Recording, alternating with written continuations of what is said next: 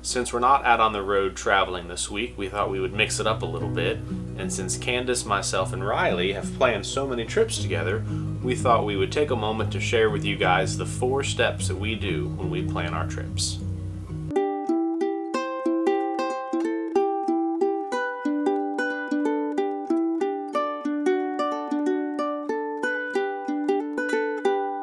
Step number 1 would obviously be to decide where you want to go, when you want to go, and about how much you would like to spend on your trip or vacation.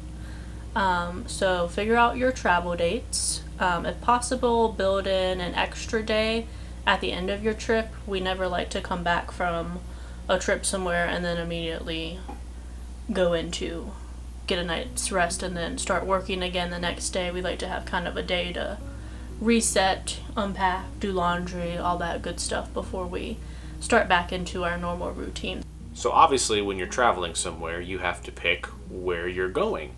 Is it going to be a somewhat local trip where you're just driving a couple hours from home and you can bring a lot of stuff you may or may not need? Or is it going to be a giant undertaking of a trip where you're traveling across the country or you're traveling outside of your own country to do some international trips? And then finally, as part of step 1, your budget. How much do you want to spend on this trip? So how much do you want to spend on your accommodations? How much do you want to plan to spend on food, going out to restaurants, and then obviously the activities you want to do when you get there as well. And then also gas money, which is one that we kind of forget about sometimes. I think. Yeah. Obviously, if you're driving somewhere, you got to account for how much money and fuel that's going to cost you. And then once you get to your destination, are you kind of just staying put, or are you going to be driving a lot at your destination as well? So just remember to keep that in mind too for your budget. Step number 2 is research, research, research. Once you've figured out where you're traveling to, the first thing that Candace and I do is we literally open Google Maps and start scrolling around. So when we were interested in going to Kentucky, we didn't know a whole lot about Kentucky other than where it was in the United States. So I just zoomed in, looked around, kind of figured out the layout of the state and where things were, just to kind of familiarize myself because I'd never really been there before. Another thing we like to do is to look up the location on things like YouTube. So we'll watch other travel vlogs on the destination we're heading to. We'll also get on Pinterest. I really like to use Pinterest to look up activities of stuff to do in the area, or even like good foods to try if it's a new place we're heading to. Instagram, if you follow someone who you know has been to this location you're heading to, check out their posts and reels to find out what they did. Maybe you want to do it.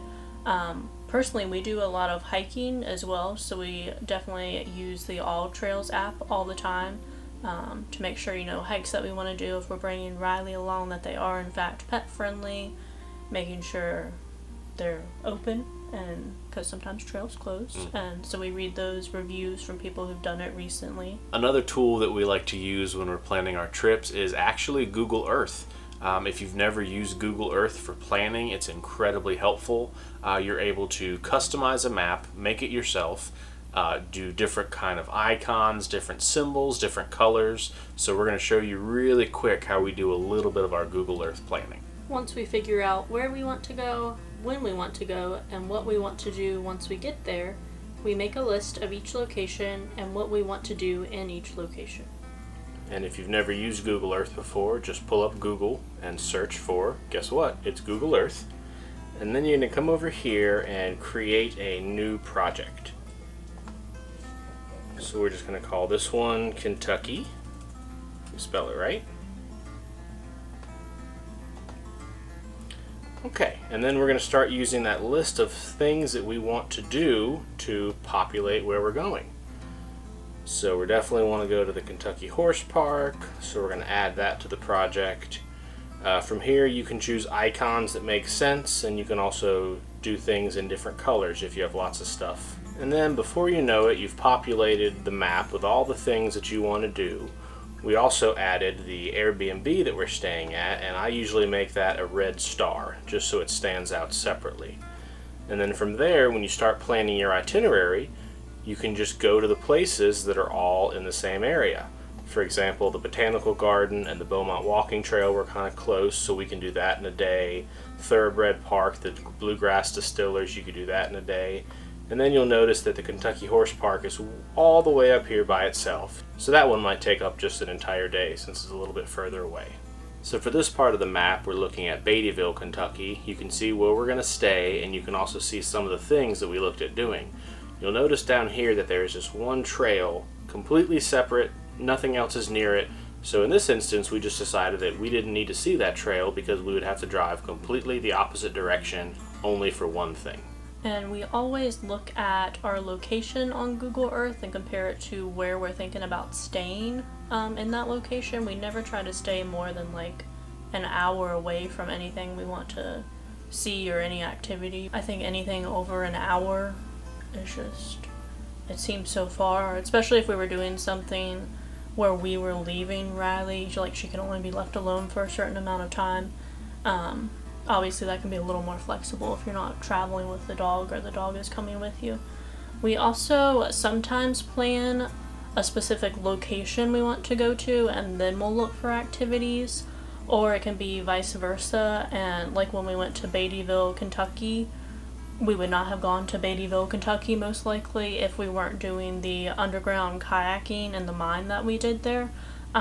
I don't even know how I found that activity. I think I just stumbled across it, probably on Instagram or something, and I was like, well, that looks really cool, and it was fairly affordable, and that's the whole reason we went to Beattyville, Kentucky, was to do that.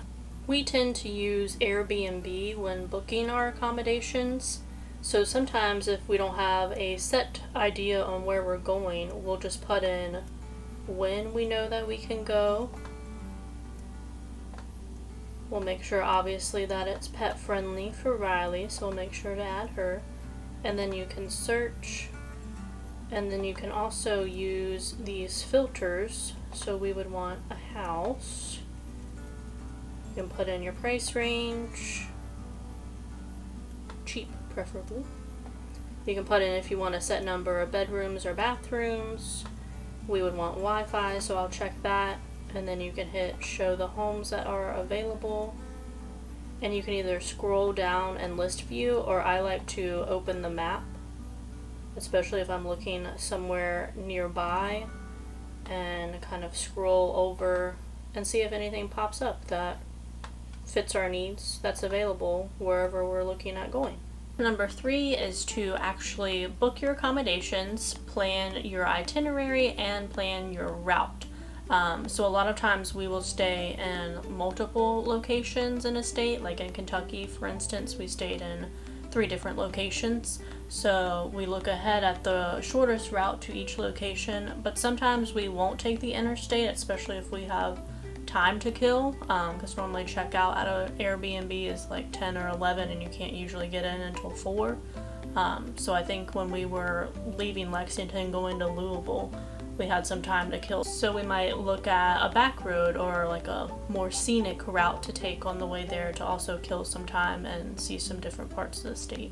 So when we're making an itinerary, we basically have 2 different types of itineraries. The first type is where everything is detailed almost down to the minute, and we have a time we need to be on the road, we have a time we need to be done with that activity.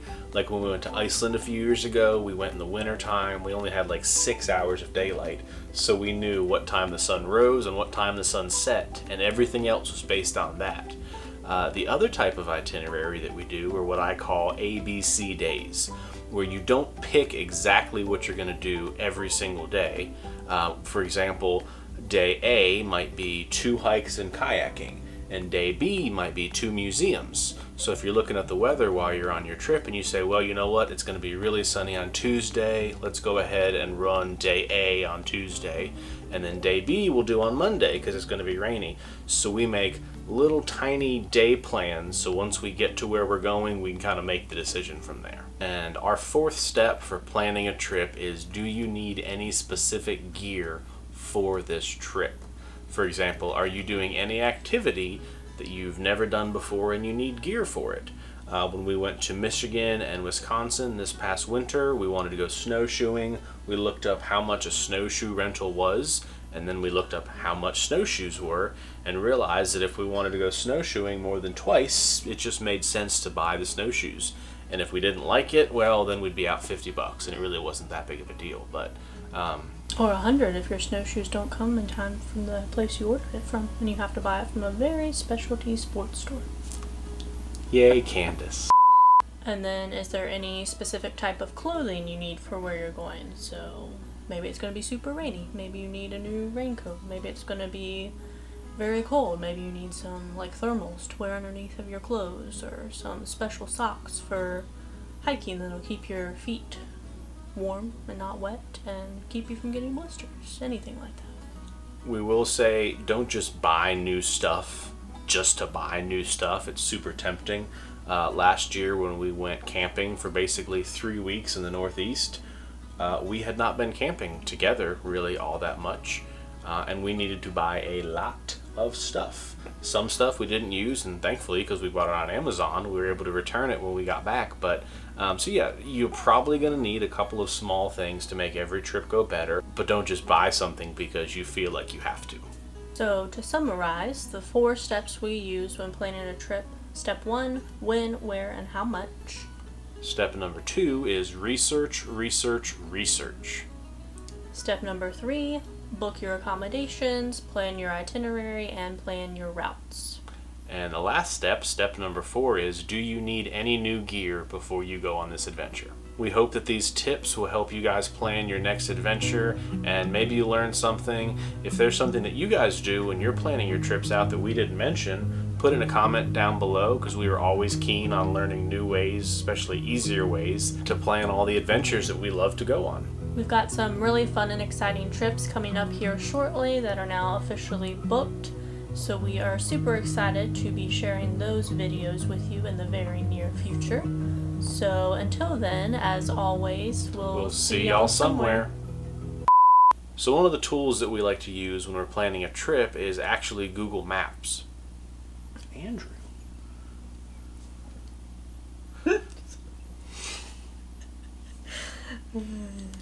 I'm in my head too much. Google Earth. Step number 3 would be to go ahead and book your stays where you're going to be staying.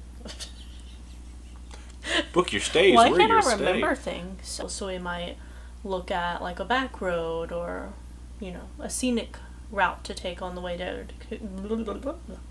Thanks for watching Riley Roams. Please subscribe to our channel to keep up with all of our travels. Don't forget to hit that like button and leave us a comment below about your favorite part of this video.